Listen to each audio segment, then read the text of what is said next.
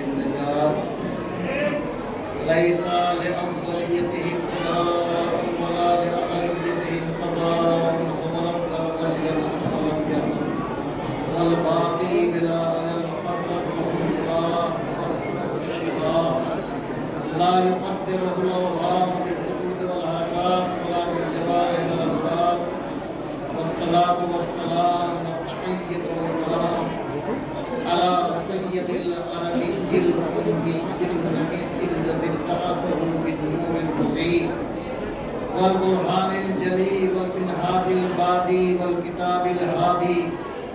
وأسرته خير أسرة وشجرته خير شجرة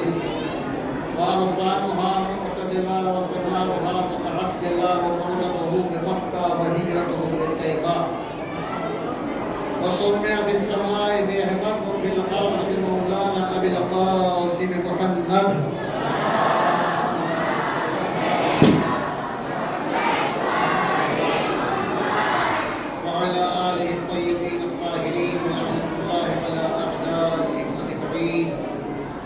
أما بعد فقد قال رسول الله صلى الله عليه وآله وسلم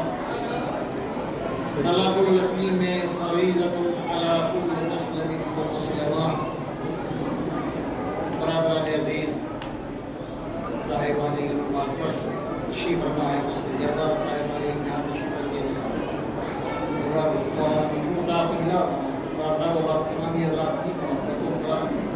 شکر گزار ہوں کہ آپ نے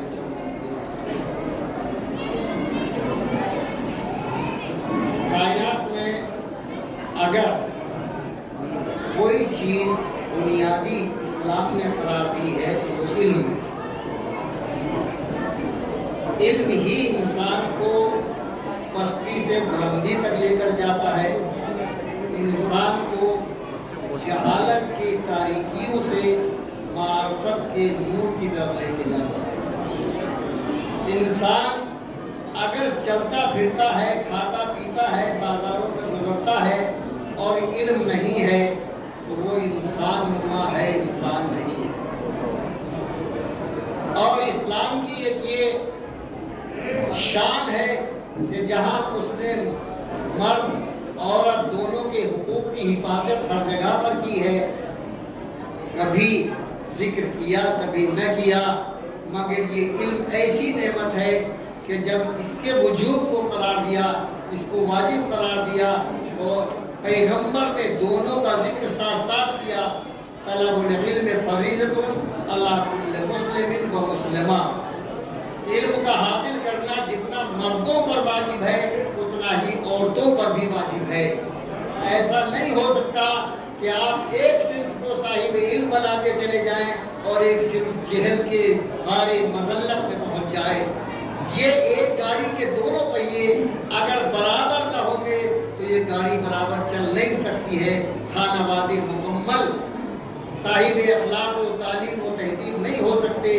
جس طرح باپ کی شفقتیں ضروری ہوتی ہیں ویسے ہی ماں کی تربیتیں لازمی ہوتی ہیں۔ بلکہ میں یہ کہتا ہوں کہ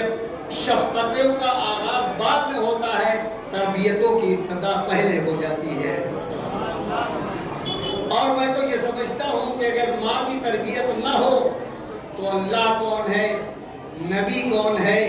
امام کون ہے، قرآن کون ہے، یہ تو باپ کی بات ہے۔ ایک سماج میں پلنے والا بچہ یہ بھی نہیں سمجھ سکتا کہ تیرا باپ کون ہے۔ اگر باپ کی اہمیت و عظمت کو سماج سمجھاتی ہے تو ماں ہے، لہذا جتنے علم کی ضرورت مردوں کے لیے اللہ نے رکھی ہے اتنی ہی عورتوں اور خواتین کے لیے بھی رکھی ہے۔ اور جب مالک پیغمبر اکرم نے فرمایا طلب العلم فریضۃ علی کل مسلم و مسلمہ، تو اس علم کو مطلق کہا ہے، مقید نہیں کیا ہے، مشروط نہیں کیا ہے کہ آپ کو قرآن کا علم ہی حاصل کرنا ہے، آپ کو فقہی کا علم حاصل کرنا ہے، آپ کو دین ہی کا علم حاصل کرنا ہے، بلکہ کائنات میں جس چیز کی ضرورت ہے ہر اس علم کو واجب قرار دیا ہے۔ اگر ایک ماحول میں بیمار ماحول میں کسی ڈاکٹر کی ضرورت ہے تو پھر شریعت کہتی ہے کہ سماج میں کسی کے اوپر یہ واجب ہے کہ وہ اس علم کو حاصل کرے۔ اگر انجینئر کی ضرورت ہے تو پھر شریعت کہتی ہے کہ سماج میں کسی انسان کے لیے واجب ہے کہ وہ اس علم کو حاصل کرے۔ لہذا علم کو مقید نہیں قرار دیا، مطلق قرار دیا ہے۔ اب یہ علم دنیاوی ہم کہتے ہیں، دنیاوی کوئی علم نہیں ہوتا، عصری علوم کہلا سکتے ہیں، جدید علوم کہلا سکتے ہیں۔ مگر عزیزان محترم، میں تو ایک جملہ کہا کرتا ہوں، بہت پہلے کبھی کہا تھا کہ قرآن کریم کلام الہی ہے اور یہ مخلوق عمل الہی ہے، فعل الہی ہے۔ اگر کلام الہی کی تفسیر کرنا عبادت ہے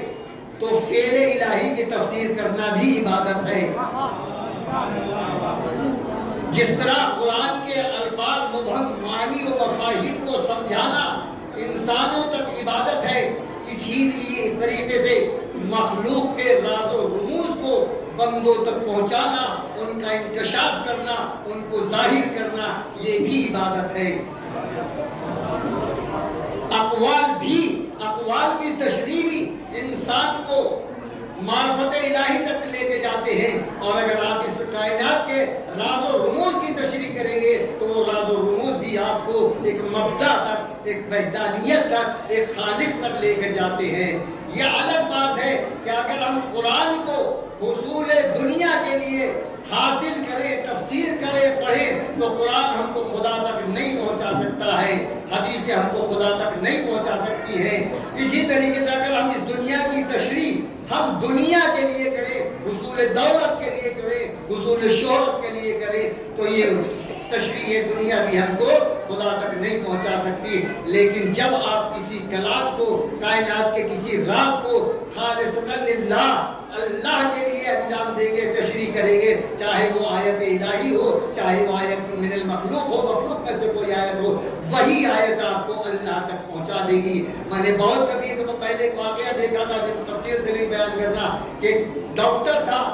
جو کان کے اوپر ریسرچ کر رہا تھا۔ کان کے اوپر ریسرچ کرتے کرتے وہ جب اس کی حقیقتوں تک پہنچا تو اس نے ایک آواز دی، اور رب کے آواز دی کہ یہ کان کوئی عام مخلوق نہیں ہو سکتا، اس کا بنانے والا کوئی ضرور ایسا ہے کہ جو عالم بھی ہے، خالق بھی ہے، قادر بھی ہے، صاحب اختیار بھی ہے اور عالم الغیب بھی ہے۔ اس نے خالی ایک پردے کے اوپر تحقیق کرتے کرتے ہوئے، وہ کوئی مسلمان نہیں تھا، مگر اس مبدأ تک پہنچ گیا کہ یہ کان خود بخود نہیں بن سکتا ہے۔ لہذا ہم علم حاصل کریں، اور جس پیغمبر کی حکومت ہے اس نے اصل علم ہی قرار دیا ہے۔ اس نے اپنی ذات کے لیے جب ارشاد فرمایا، باتیں تو بہت کہی جا سکتی ہیں، آپ حضرات سے سنی سنائی مگر وقت کم ہے۔ اس نے ارشاد فرمایا، انا مدینۃ العلم وعلی بابھا، میں شہر علم ہوں اور علی اس کا دروازہ ہے۔ عزیزان محترم، علم کی بلندی کے لیے، کمال علم کے لیے دنیا میں بہت سی تشبیہیں اور مثالیں پیش کی جاتی ہیں۔ فلاں انسان علم کا دریا ہے، فلاں انسان کوہ علم ہے، علم کا پہاڑ ہے، فلاں انسان آفتاب علم ہے، فلاں مہتاب علم ہے۔ یہ تشبیہات، یہ مثالیں آپ کو ملیں گی، مجھے ملی، مگر اپنے کو شہر علم کہنا، علم کی بلندی کو شہر سے تشبیہ دینا، یہ انوکھی تشبیہ ہے، کسی اور نے اس سے پہلے اس تشبیہ کو استعمال نہیں کیا ہے۔ پیغمبر اکرم نے فرمایا میں اپنے کو پہاڑ سے تشبیہ نہیں دوں گا، اس لیے اگر پہاڑ سے تشبیہ دی جائے تو میرا نائب یہ کہہ دے گا یلحجر عنی السیل، ہم وہ بلند ہیں کہ جن کے قدموں سے سیلاب علم پھوٹا کرتے ہیں۔ یہ نظر عنی السیل بارہ، میں آپ اپنے کو دریا سے نہیں تشبیہ دوں گا، اس لیے کہ میں بس مختصر کر رہا ہوں کہ اگر سمندر سے دریا سے تشبیہ دی جائے تو اس میں ایک پیاسے کو پانی تو مل سکتا ہے، ایک برہنہ کو لباس نہیں مل سکتا، ایک بھوکے کو روٹی نہیں مل سکتی، ایک ذہنی پریشان انسان کے لیے کیمیا اور اطمینان و سکون کا ذریعہ نہیں مل سکتا۔ پہاڑوں پر بلندی مل جائے گی، کچھ چیزیں مل جائیں گی، مگر تمام ضروریات زندگی نہیں مل سکتی۔ اللہ کے نبی نے کہا میں شہر علم ہوں، میں علم کا شہر ہوں، اب جتنی بھی علم کی ضروریات ہو سکتی ہے، علم کی بھوک ہو تو علم کی روٹی یہاں سے ملے گی، علم کی برائنگی ہو تو علم کا لباس یہاں سے ملے گا، علم کی تشریح کی علم کا شہر کہہ کے اس نے بتایا کہ یہاں تمام ضروریات ملیں گے، اگر اس دروازے سے آپ آ جاؤ گے تو دوسرے دروازے پر جانے کی ضرورت نہیں ہوگی۔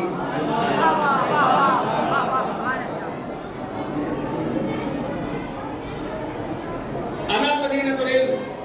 میں شہر علی اس کا دروازہ ہے، مگر یاد رکھیے شہر تک پہنچنے کے لیے دروازہ ہوا کرتا ہے۔ پہلے فصیل بند شہر ہوا کرتے تھے کہ کہیں سے کوئی دشمن حملہ نہ کر دے، کوئی چور نہ آ جائے، ڈکیت نہ آ جائے، یعنی جو شہر زیادہ محترم اور محفوظ رکھنے کے لیے ہوتا تھا، جہاں پائیدفت ہوا کرتے تھے، ان شہروں کو شہر فصیل بند کیا جاتا تھا۔ عزیزان محترم، علم اتنا محبوب اور باعظمت چیز ہے کہ اللہ نے اس کو محظور قرار دیا ہے، اس کو آزاد نہیں قرار دیا، اس کو بازاری نہیں قرار دیا، اس کو پہلے حساب میں رکھا ہے، اس کا نام شہر بنایا اور پھر ایک دروازہ بنایا کہ ادھر سے آؤ گے تو علم حاصل کرے گا، اگر علم کہیں اور سے حاصل کرو گے دروازے کو چھوڑ کے آؤ گے، چور کہلاؤ گے، اچکے کہلاؤ گے، ڈکیت کہلاؤ گے۔ علم حاصل کرنا ہے تو باب مدینۃ العلم ہی تکانا پڑے گا۔ صلوات بھیج دے پر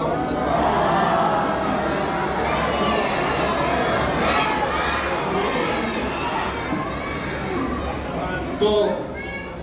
ہم جن مختلف اور متعدد مناسبتوں جمع ہوئے ہیں، ایک تو یہی ہے کہ پیکر علم اس دنیا میں تشریف لائے ہیں، اور ایک یہ ہے کہ اس پیکر علم کا نمائندہ ایک کے نام سے دین معروف ہو گیا، ایک کے نام سے شریعت معروف ہو گئی۔ دین دین محمدی کہلانے لگا، شریعت شریعت جعفری کہلانے لگی۔ ان دو عظمتوں کی نسبت سے ہم خوشیاں منا رہے ہیں، اگرچہ حقیقت یہ ہے، میں اپنے بچوں سے بتاؤں، دین دین محمدی نہیں ہے، شریعت شریعت جعفری نہیں ہے۔ دین دین الہی ہے، شریعت شریعت محمدی ہے، مگر کثرت استعمال و محنت و اشتغال کی بنا پر یہ نسبتیں ادھر چلی گئی ہیں۔ صلوات بھیج دیجئے پر محمد و آل محمد۔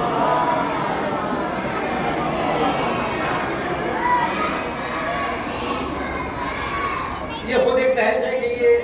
شریعت جعفری کہنا درست ہے یا نہیں، لیکن اس نے جائز کہا وہ مجازن کہا، اس لیے کہ شریعت شریعت جعفری نہیں ہے، ہماری شریعت شریعت پیغمبری ہے، شریعت نبوی ہے۔ تو یہ حضرات تشریف لائے، اور پھر یہ کہ ہمارے جو ادارہ ہے جہاں پر ہم جمع ہوئے ہیں وہ اسی تاریخ کو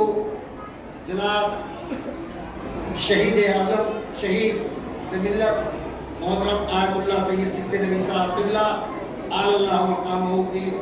دست مبارک سے قائم کیا گیا، اور اس کا فیض آج تک قائم ہے۔ آج یہ آپ کو ایک نمونہ نظر آ رہا ہے، اللہ اس سے زیادہ ایسے نمونے اور مناظر آپ کو دکھائے اور ہم کو دکھائے، مگر جب سے یہ ادارہ قائم ہوا ہے اس میں ہونہار ہستیاں پیدا ہوتی رہی ہیں، اس میں ہر میدان میں بڑی بڑی شخصیتیں پہنچتی رہی ہیں، اور میں آخر میں بات کو نہ بڑھاتے ہوئے بس دعا کروں گا کہ خداوند عالم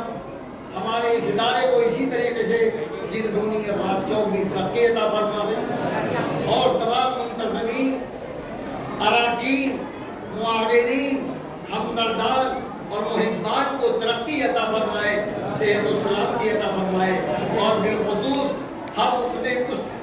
स्टाफ उन असादीद के लिए दुआए खैर करते हैं कि जिन्होंने अपनी जाफशानी, अपनी मेहनत, अपनी काविश से एक बच्ची को इस लायक बनाया कि जो आज हमारे सब के लिए सुरखरुई का सबब बनी, हम सब के लिए शोहरत का सबब बनी। अल्लाह इन सबको अजर अज़ीम दे और तमाम बच्चियों को, बच्चों को तरक्की अता फरमाए। वाखिर दावाना अनिल हम्दुलिल्लाहि रब्बिल आलमीन।